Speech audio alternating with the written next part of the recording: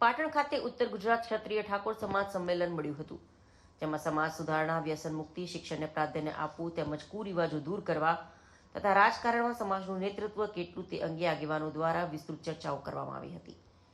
પાટણ યુનિવર્સિટીના રંગભવન ખાતે ઉત્તર ગુજરાત ક્ષત્રિય ઠાકોર સમાજનું સંમેલન મળ્યું હતું, જેમાં કોંગ્રેસના અમિત ચાવડા, પાટણના પૂર્વ સાંસદ જગદીશ ઠાકોર, બનાસકાંઠાના સાંસદ ગેનીબેન ઠાકોર, ભરતસિંહ સોલંકી, બળદેવજી ઠાકોર સહિત ઉત્તર ગુજરાતના ઠાકોર સમાજના આગેવાનો અને કાર્યકરો મોટી સંખ્યામાં ઉપસ્થિત રહ્યા હતા. સંમેલનમાં મહાનુભાવોએ સમાજમાંથી કુરિવાજો દૂર કરવા, વ્યસન મુક્તિને દૂર કરી યુવા યુવતીઓને ફરજિયાતપણે શિક્ષણ આપવું, ખોટા ખર્ચાઓ દૂર કરવા સહિતના અલગ અલગ મુદ્દાઓ પર ચર્ચા કરી હતી. અમિત ચાવડાએ પત્રકાર સાથેની વાતચીતમાં જણાવ્યું કે ખાસ કરીને છેલ્લા 3 દાયકામાં સરકાર દ્વારા સૌથી વધુ વસ્તી ધરાવતા ઠાકોર સમાજ, બક્ષીપંથ સમાજ, SC/ST વસ્તીના ધોરણે બજેટની ફાળવણી કરવામાં આવતી નથી. બક્ષીપંથ સમાજ સહિત અન્ય સમાજોમાં વિકાસની ફાળવણીમાં હસ્સેદારીમાં સરકાર દ્વારા સત્ય અન્યાય કરવામાં આવી રહ્યો છે. ત્યારે સરકાર દ્વારા આવા સમાજો સાથે જે સતત અન્યાય કરવામાં આવી રહ્યો છે તેની સામે સરકારનો જવાબ માંગવા અને તાકાત પરનો પરચો બતાવવા આજે પાટણ ખાતે ઉત્તર ગુજરાતના ક્ષત્રિય ઠાકોર સમાજનું સંમેલન મળ્યું હતું. આવનારા દિવસોમાં હક અધિકારની લડાઈ માટે સરકાર સામે લડત પણ લડવામાં આવશે. ગુજરાતની જનતામાં વચ્ચે જવા માટે કોંગ્રેસનું સંગઠન મજબૂત બને. હાલમાં જે કોંગ્રેસનું સંગઠન છે તેની સમીક્ષા થાય, નવા યોગ્ય લોકોને કોંગ્રેસમાં તક મળે, તેમજ જે લોકો પાર્ટીમાં કામ નથી કરતા તેને બદલવામાં પણ આવે.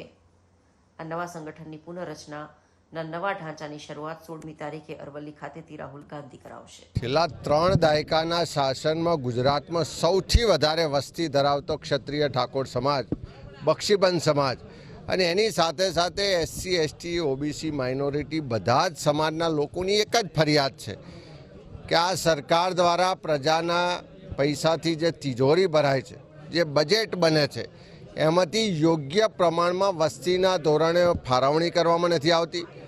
સતત આ સમાજો સાથે બજેટની ફાળવણીમાં, વિકાસના કામોની ફાળવણીમાં, યોગ્ય હિસ્સેદારીમાં તમામ રીતે ભેદભાવ અને અન્યાય થાય છે.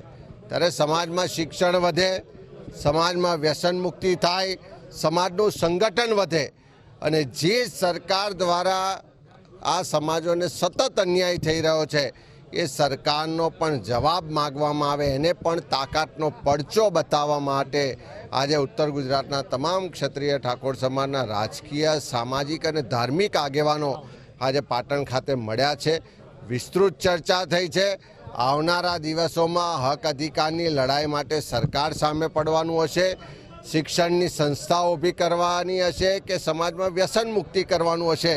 બધા જ લોકોએ અલગ અલગ જવાબદારીઓ સ્વીકારી છે અને આ સરકાર જે ભેદભાવ કરે છે, ન્યાય કરે છે, એની માટેની લડાઈ પણ લડવામાં આવશે. અને જે સરકારમાં યોગ્ય હિસ્સેદારી નથી મળતી, વસ્તી ખૂબ છે, એના ચૂંટાયેલા પ્રતિનિધિઓ પણ છે, પણ એને કોઈ જગ્યાએ મહત્ત્વ મળતું નથી ને સમાજને અન્યાય થઈ રહ્યો છે, એની સામે આખો સમાજ એક થઈને અવાજ ઉઠાવશે. 15 તારીખે જે અધિવેશન મળવા જઈ રહ્યું છે ત્યાં ક્યાં એક્શન પહેલાંનું રિએક્શન? કોંગ્રેસનું નેતૃત્વ અને ખાસ કરીને રાહુલ ગાંધીજીએ ગુજરાતના લોકોને એનો હક અધિકાર મળે, ન્યાય મળે, જે પણ અન્યાય થઈ રહ્યો છે, શોષણ થઈ રહ્યું છે, એની સામે કોંગ્રેસ લોકોનો અવાજ બુલંદ કરશે, લોકોની વચ્ચે જશે, કોંગ્રેસને લોકોના પ્રશ્નોને ઉઠાવશે.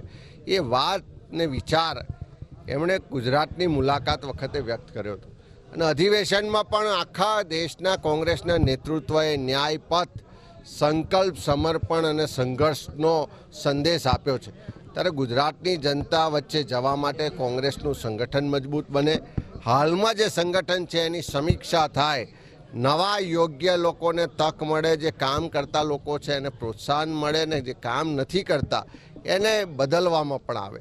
એ વિચાર સાથે આખા દેશના અલગ અલગ પ્રાંતોમાંથી ખૂબ સિનિયર આગેવાનોને એક જિલ્લાના પ્રભારી તરીકે નિમણૂક કરી છે અને ગુજરાતમાંથી પણ સિનિયર આગેવાનોની જિલ્લાના પ્રભારી તરીકે નિમણૂક કરવામાં આવી છે. અને એની સંગઠનની સમીક્ષા અને પુનઃરચનાની શરૂઆત 15 તારીખથી રાહુલજી ખુદ આવી રહ્યા છે. તમામ નિરીક્ષકો સાથે મિટિંગ કરશે, બધા લોકોને માર્ગદર્શન આપશે. આખો જે સંગઠનનો નવો ઢાંચો બનવા જઈ રહ્યો છે એની રૂપરેખા સમજાવશે અને 16 તારીખે અરવલ્લી જિલ્લામાંથી આ સંગઠનની પુનઃરચનાની શરૂઆત રાહુલજી ખુદ કરાવવાના છે.